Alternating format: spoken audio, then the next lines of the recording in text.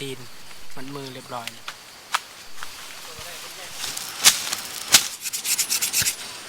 อังเคอเลออยู่นี่โอ้ตับบานเดี๋ยวสุกเรียบร้อยบานมาเด้อพี่น้องตับบานนี่นะครควรลองตับบานพี่น้องขออนุญาตตับแล้วก็ซีนติดหนัง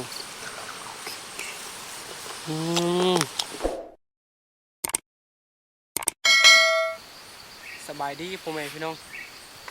สบายดีตอนแรกเขาก็สีเอาผ่านไปลงครัวก่อนว่าสิกลับมื้อนี้แต่ลมแห้งแล้วก็เหือน้อยเอาเลยบุยักกลับนะยันบุปลอดภัยแล้วกลางคืนแน่จังได้การถ้าว่าบุมียังเกิดขึ้นกับสิกลับมื้ออื่นตอนนี้เขาก็ยังอยู่แฮวคือเก่า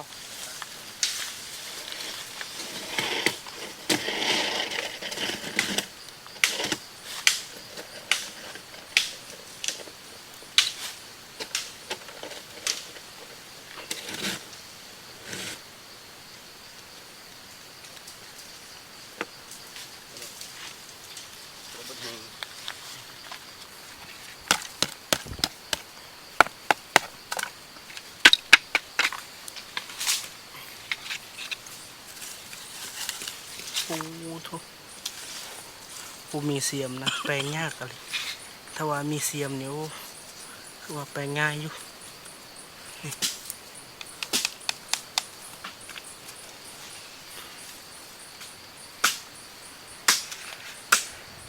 ให้เดือนตัดใหม่สิหามนะมาพางมันใจหมูป่าบัดบูถึกนะหมูป่า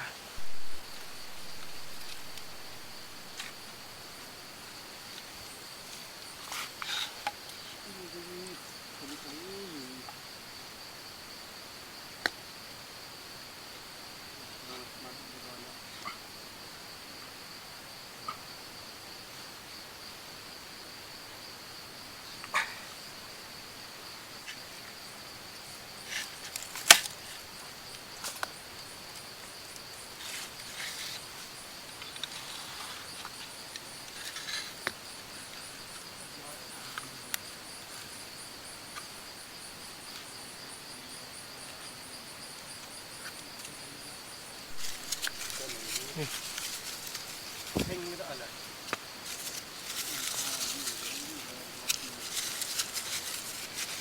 อะไรนี่ไปนี่วันนี้ไป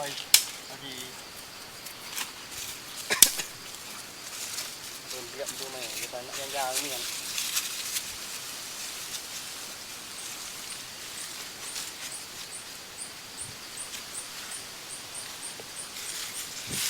มัดตีนมัดมือเรียบร้อยเลย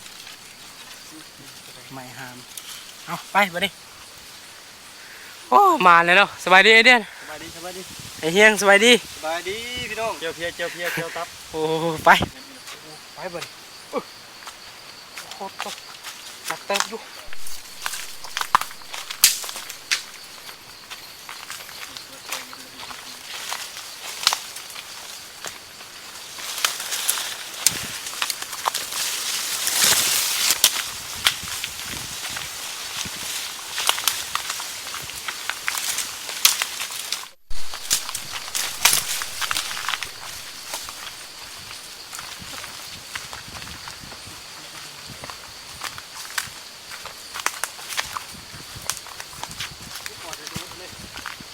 ดู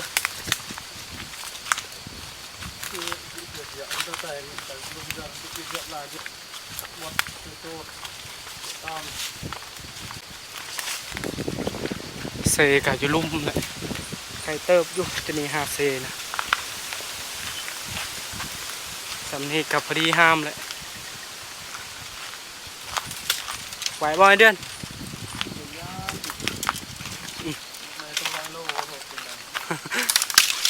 ตัวลอยโลนะยอมเด้อบ่ห้ามน้ำนะบ่ไหวตอนนี้นะเขาห้ามไก่ชิฮอต4นะ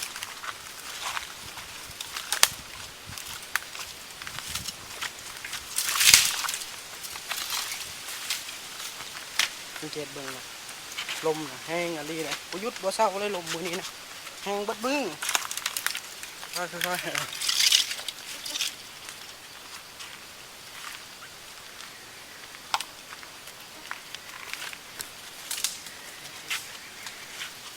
ขอเด้อ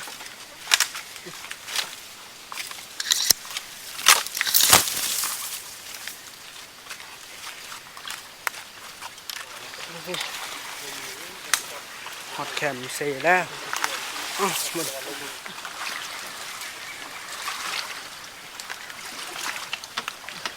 ไปบ่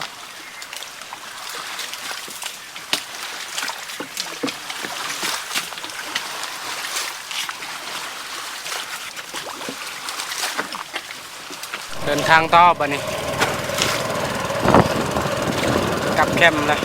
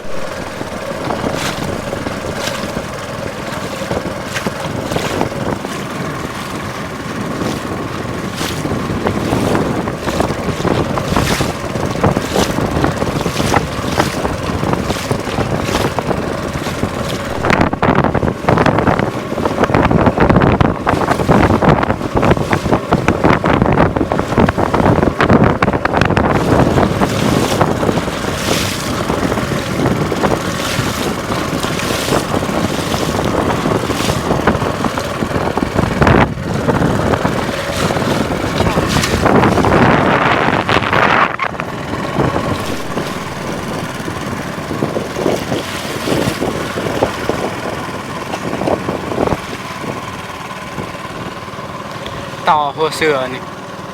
โอ้เอาวะบุญนี่มันยังอยู่เลยโอ้ถ้าค่ำๆก่อนมีเวลาสิจัดการต่อหัวเสืออีกวันที่พักเขาก็อยู่ลุ่มเขานอนปากห้วยเลยนะ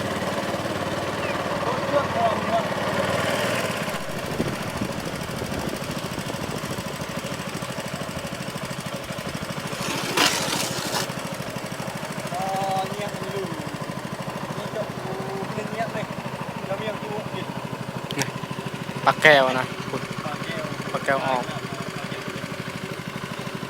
ขุดมีแต่ปลาแก้วเลย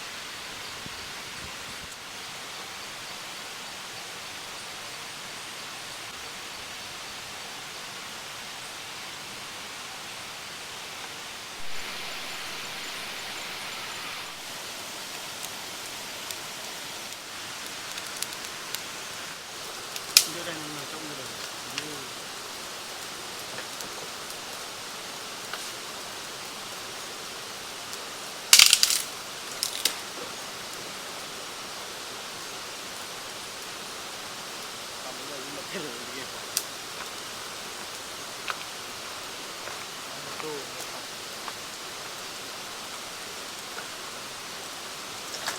ฟกะลุกคักแล้ว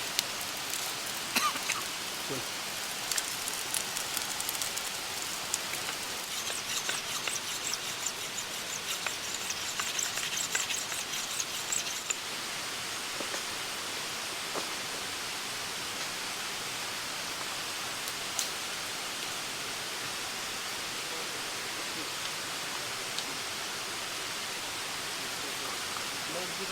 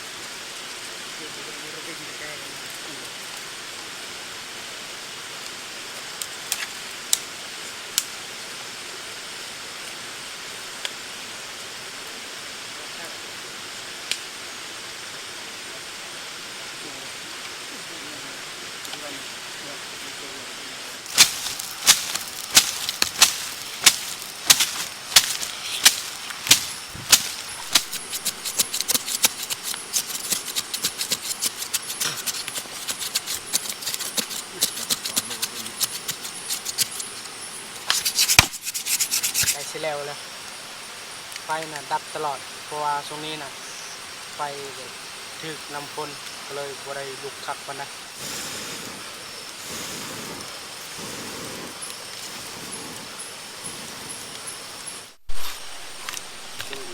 Yar hamlar.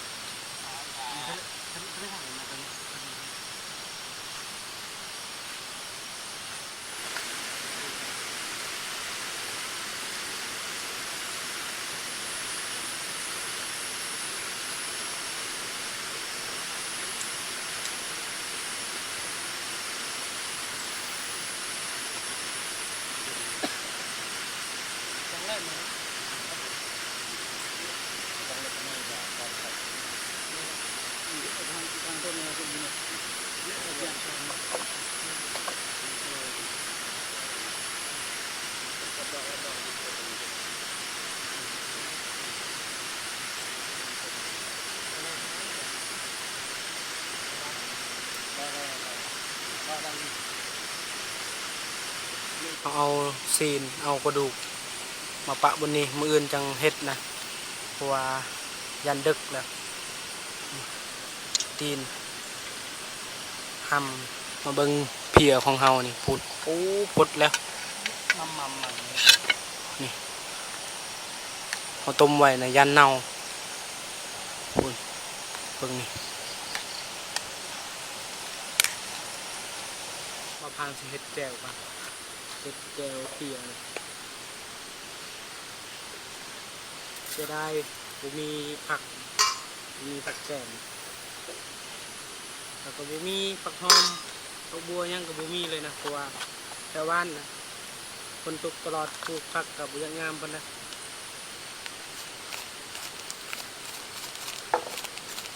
บัวแล้วก็พัวแล้วก็แก่ๆเลย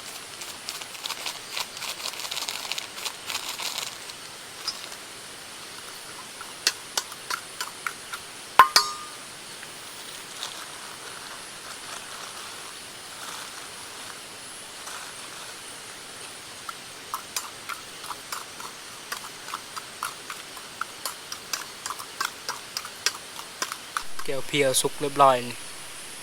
ทอกใส่เลย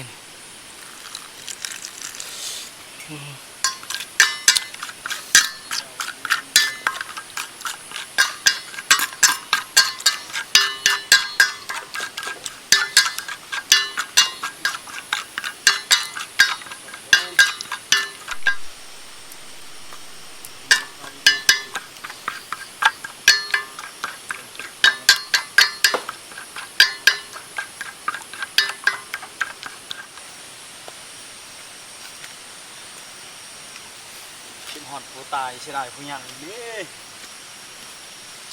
ใช้ถวยนี่ทุกคนนั่งเคอเลออยู่นี่โอ้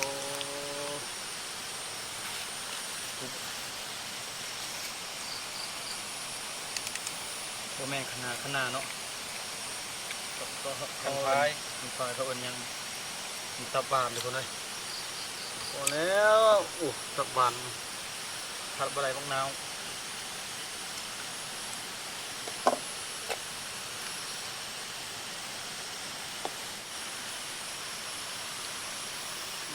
ซอยไว้มีแต่กินอย่างเดียวเอิ้นยอนี่ปริญญาณยอนี่เอามะนาวมันก็เท่าแท้มะนาวอยู่ตู้เย็นบ่อยู่ตู้เย็น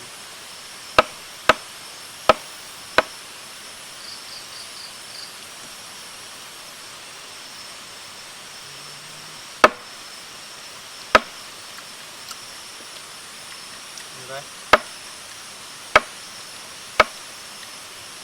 พี่น้องจะเอารถไปนี่แซ่บพี่น้องเลยกาเมื่อวันกลางคืนเมื่อไรคันบรม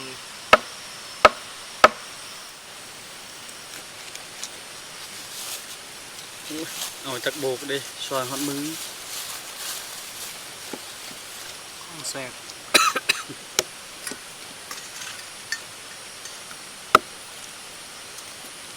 โอ้ยหนักเลยบไรเดอร์ผ่าน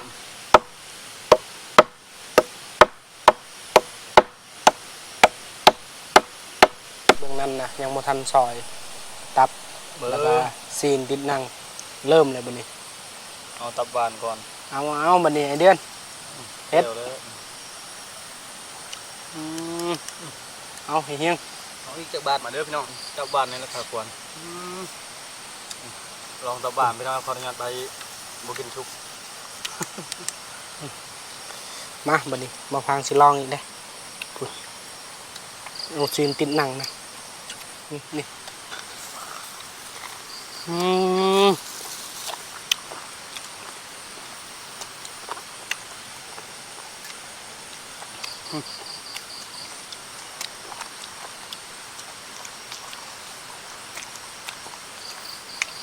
ระด้นเราจะกิน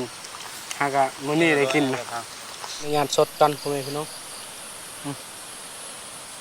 ตับแล้วก็ซีนติดนั่ง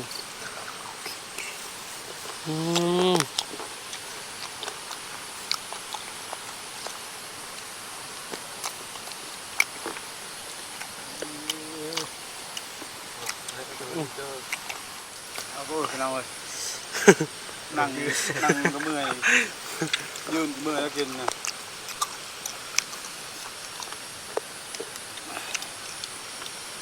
ได้ใครมาปิ้งเอา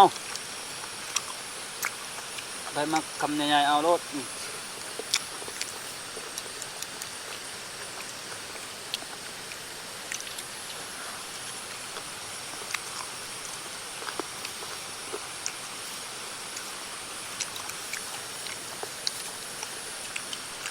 เหรอเอาไว้อับตุกหน่อไหมอะไรงั้นนะดิ ข้างล่างเนี่ยเล้งครับ เลี้ยงหนูเตามียัดดิก็มามันเติม มาพ่อแม่พี่น้องไอเฮียงยาแล้วกับในเดือนขออนุญาตนั่งแบบนี้เพราะว่าผมมีบนนั่งนะพูดนะ อ๋อ ยังนั่งขัดไปนั่งบอลมาอาหารเลยบอกนอกครับ โดย หาเงินก่อนไปหานั่งบอล อืม พาลูกผู้สาวก่อน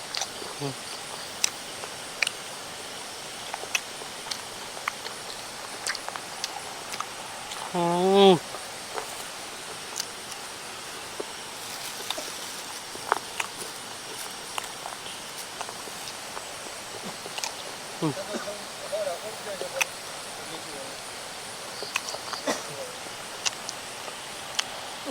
กินข้าวอิ่มเรียบร้อยแล้วบ่พางกับให้เดือนสิลงไปยามมองเพราะว่ามองใส่แต่หัวแรงบ่ฮู้สิมานหรือบ่เนาะจังได๋ก็พาไปติดตามกันอีกมองเฮามี2ด่างมองจักเส้นนี่เด้อมอง6บ่มอง3เส้นมอง3เส้น2ด่าง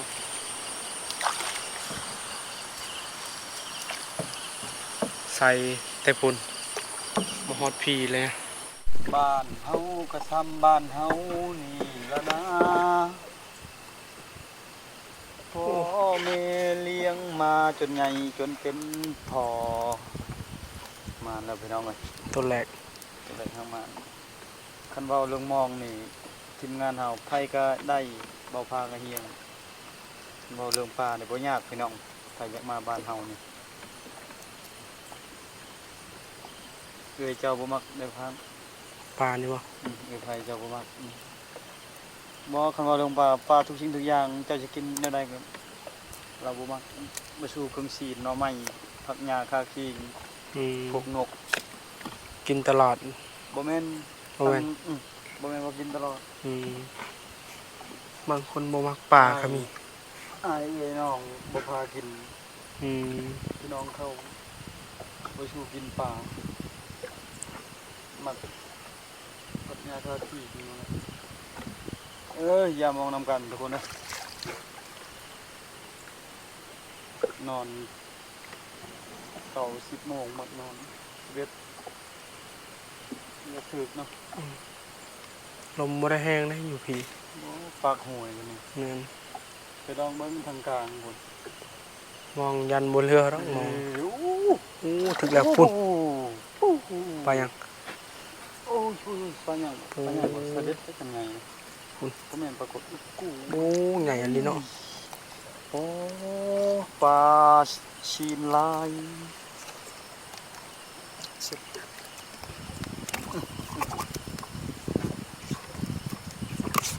นี่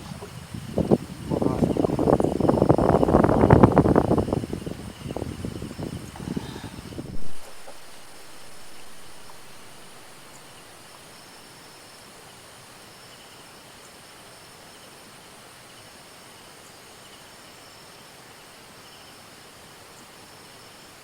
โอ้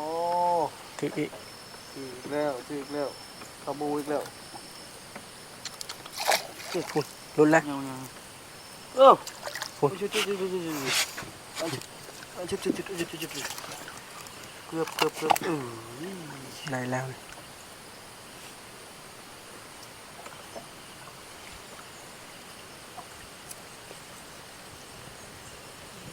ปลาหนู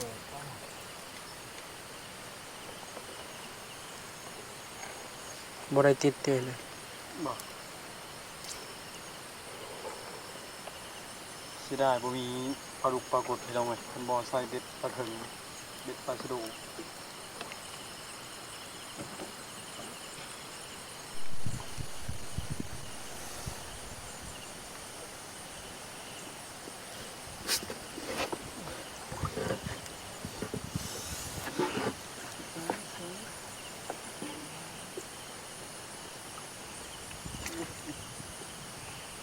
งานพอแล้ว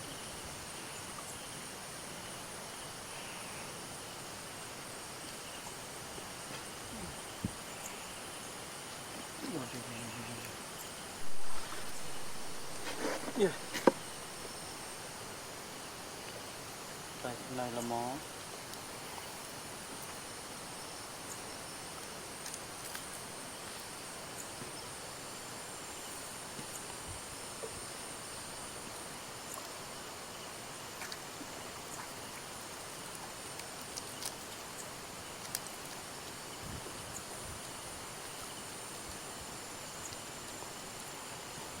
ครับแล้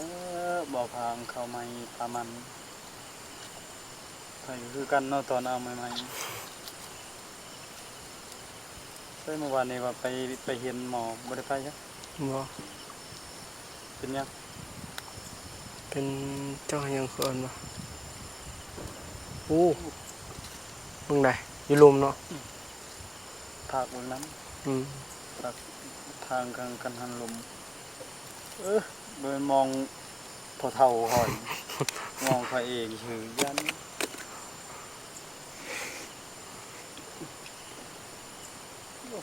บ่อยากถูกเนาะ ยามมองเบิดเรียบร้อยแล้ว2ด่าน1 2 3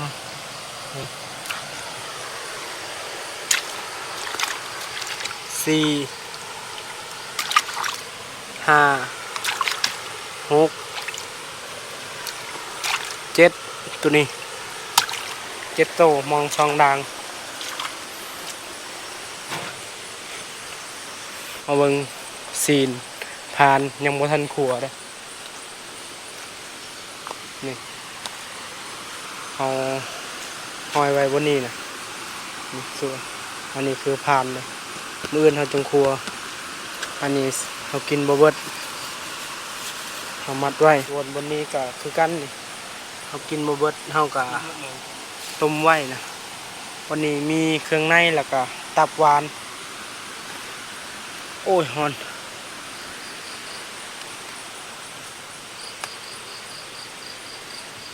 อันนี้นะเพียเฮาสีหายใส่กระตุกอันนี้นะครัวผ่านยังบ่ทันครัวเพราะว่าเฮาตัดนะนี่นะเป็นทางการยังบ่ตายได้นี่เบิ่งหน้าคนมันเรายังบ่ทันกินเอาสิค้างไว้บนนี้แหละเอาพ่อแม่พี่น้องเอ้ยกะสิพอเวลาพักผ่อนก่อนเดินทางมื้อนี้น่ะบ่พังคิดว่าบ่รอดแล้วแต่ก็ยังบุญอยู่ยังจะกินจะทานยังมีของเฮาจะเป็นนี้แหละพ่อแม่พี่น้องจะเหตุที่บ่อยากเข้าป่านะเพราะว่าร้านน้ำลมพายุแล้วก็เรือน้อยจะเหตุที่บ่อยากเข้าป่าแล้วมีย่านแบบบ่ปลอดภัยแล้วก็ตัวคลองก็เสียหลายอย่างนะเอ้าพ่อแม่พี่น้องคนใดมีแต่ไปพาไปติดตาม EP อื่นอาหารของเฮาก็ยังบ่ทันคั่วยังบ่ทันแดงมื้ออื่นถ้าว่าลมเศร้ามื้ออื่นก็สิเดินทางกลับบ้านสิได้ฝากครอบครัวได้กินน้ำนะเอ้าสำหรับ EP นี้ก็สิบ่มีหยังหลายก่อนอื่นก็ต้องขอบใจพ่อแม่พี่น้องทุกคนที่ติดตามและให้กำลังใจ EP หน้าพบกันใหม่บ๊ายบาย